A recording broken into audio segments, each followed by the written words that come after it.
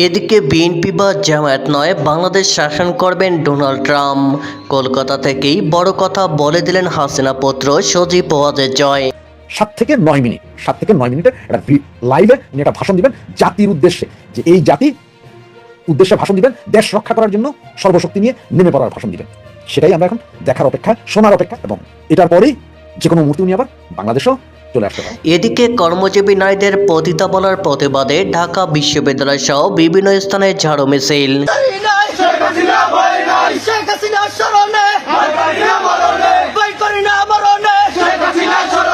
এদিকে শেখ হাসিনার নির্দেশে সারা বাংলাদেশের ছাত্রলীগ কর্মীরা রাজপথে নেমে আসছে। শেখ হাসিনার ডাকে জীবন দ্বিতীয় প্রস্তুত প্রত্যেকটি ছাত্রলীগ জয় বাংলা জয় বঙ্গবন্ধু স্লোগানে উত্তাল রাজপথ।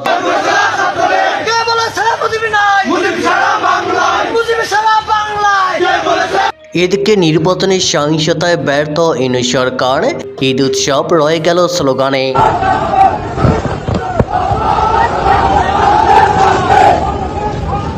এদিকে শেখ হাসিনা এবং সজীব ওয়াজেদ জয়ের ডাকে নির্বাচন প্রতিহত করতে রাজপথে নেমেছে আওয়ামী লীগের লক্ষ লক্ষ নেতাকর্মীরা। কুড়িল মহাসড়কে আজকে আওয়ামী লীগের বিশাল বিক্ষোভ মিছিল।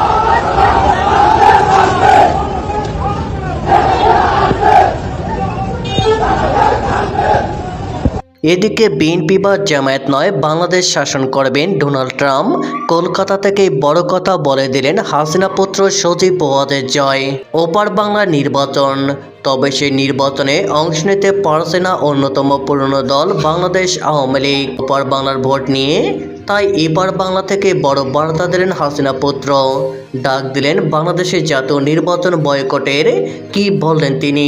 কলকাতায় দীপ হালদার, জয়দীপ মজুমদার ও শহীদুল হাসান খোকনের লেখা ইনশাআল্লাহ বাংলাদেশ বইয়ের আলোচনা সভায় ভার্চুয়ালি যোগ দিয়েছিলেন হাসিনা পুত্র সজীব ওয়াজেদ জয়। সেই অনুষ্ঠানেই বাংলাদেশের মানুষের জন্য ভোট বয়কটের ডাক দিলেন সজীব ওয়াজেদ জয়। জামায়াতের চোখ রাঙানি থেকে বাঁচতে দেশবাসীকে ভোট বয়কটের আবেদন প্রাক্তন প্রধানমন্ত্রী শেখ হাসিনা পুত্রের। একই সঙ্গে তারেক রহমানের বিরুদ্ধেও মারাত্মক অভিযোগ করলেন সজীব ওয়াজেদ জয়। তার অভিযোগ, তারেকের বিরুদ্ধে একাধিক দুর্নীতির অভিযোগ রয়েছে এফবিআইআরে। ভেনেজুয়েলায় যেভাবে মার্কিন যুক্তরাষ্ট্র নিজেদের প্রভাব খাটিয়ে ওখানে সরকার গঠন করেছে, বাংলাদেশেও সেইভাবে কর্তৃত্ব বিস্তার করবে আমেরিকা। সজীব ওয়াজেদ জয় আরও বলেন, আপনারা জানেন এখন একটা সাধারণ নির্বাচন হতে চলেছে। নির্বাচন নয়, সিলেকশন হচ্ছে। মৌলবাদী নয় এমন দলগুলোকে নির্বাচন করা হয়েছে। জাতীয় পার্টিকে নির্যাতন করা হচ্ছে, তাদের পক্ষে নির্বাচন করা সম্ভব নয়। জামায়াতের ভোটও তাদের চেয়ে কম। পোস্টাল ব্যালট দিয়ে ভোট সংখ্যা বাড়িয়ে নির্বাচন করা হবে। কারো পক্ষে বোঝা সম্ভব নয় এই পোস্টাল ব্যালটগুলোতে কোথায় বসে ভোট দেওয়া হয়েছে। অনেকেই ভাবছেন এই নির্বাচনে ভোট দিলে বেঁচে যাবেন। 150-এর বেশি ভোট পাবে না বিএনপি, জামায়াত 120টি সিট পাবে। এই রেজাল্ট নিশ্চিত করা হয়েছে। আপনি ভোট দিন কি না দিন, একক ক্ষমতায় আসবে না বিএনপি, যাতে জামায়াতের প্রভাব থাকে।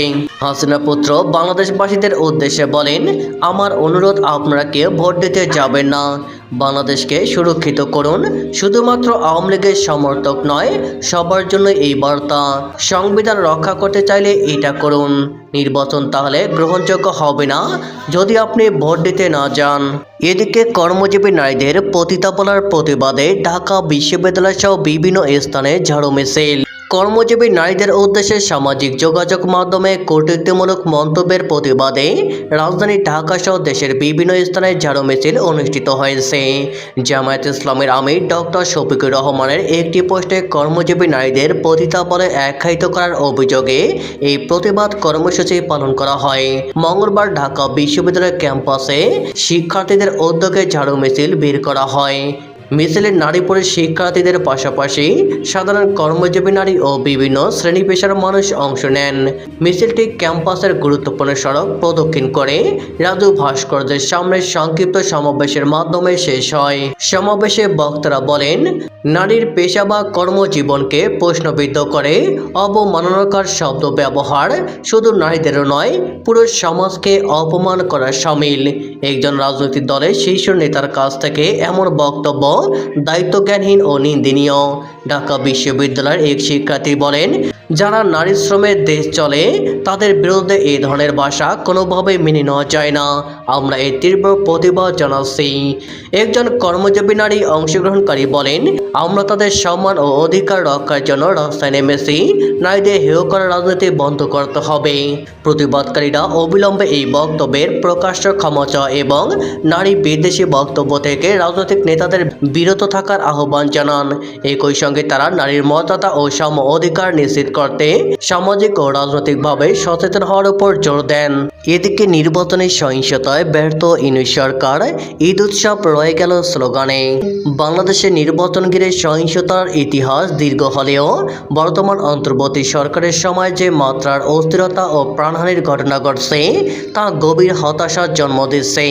ডক্টর মোহাম্মদ ইউনূস জাতীয় সংসদ নির্বাচনকে ঈদের মতো উৎসবমুখর করার যে আশাবাদ ব্যক্ত করেছিলেন, বাস্তব পরিস্থিতি তার সঙ্গে কোনোভাবেই সঙ্গতিপূর্ণ নয়।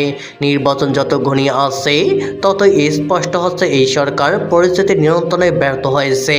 নির্বাচনের আগে ও পরে সহিংসতা রোধ করা ছিল অন্তর্বর্তী সরকারের প্রধান দায়িত্ব, কিন্তু বাস্তবে দেখা যাচ্ছে দেশের বিভিন্ন স্থানে রাজনৈতিক দলগুলোর সংঘর্ষে প্রাণহানি ঘটছে, শত শত মানুষ আহত হচ্ছে, আর আইনশৃঙ্খলা রক্ষাকারী বাহিনী কার্যত নিষ্ক্রিয় দর্শকের ভূমিকায় অবতীর্ণ হয়েছে।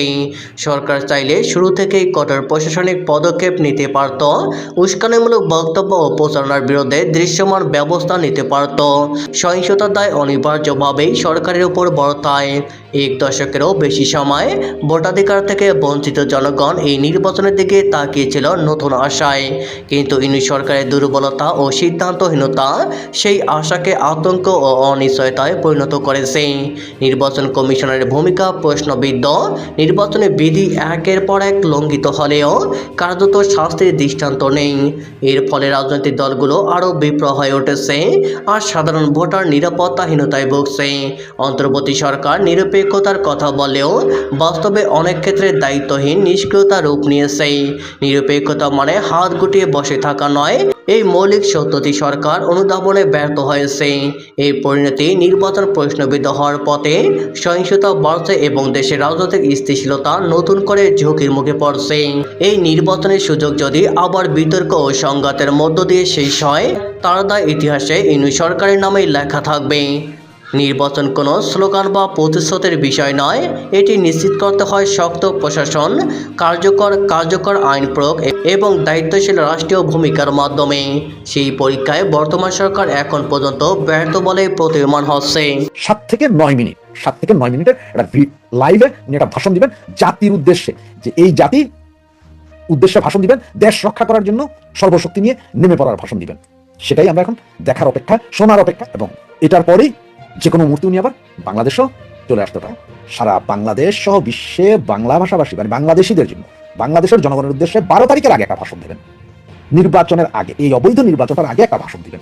সেই ভাষণটা উনি এই নির্বাচন যে আওয়ামী লীগ যে নির্বাচনে, এটা তো অবৈধ নির্বাচন, এই বিষয়ে কোনো দিক নির্দেশনা তুলে দিবেন এবং জনগণের উদ্দেশ্যে, বাংলাদেশের জনগণের উদ্দেশ্যে কিভাবে এই নির্বাচন না গিয়ে নিজ ঘরে থেকে বয়কট, নো ভোট মানে আমরা ভোট দিতে যাবো না, জীবন বাঁচাও, এইটা বইলা এই ধরনের দিক নির্দেশনা দেওয়ার একটা কথা আছে বলে আমার কাছে যতটুকু।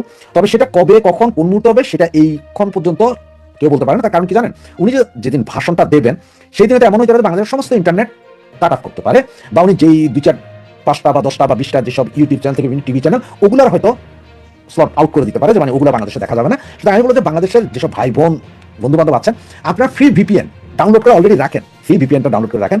অনেক ইউটিউব চ্যানেল, অনেক টিভি চ্যানেল হয়তো ওনার ভাষাটাকে সরাসরি প্রচার করে দিব, আমিও চেষ্টা করবো এইটা হবে।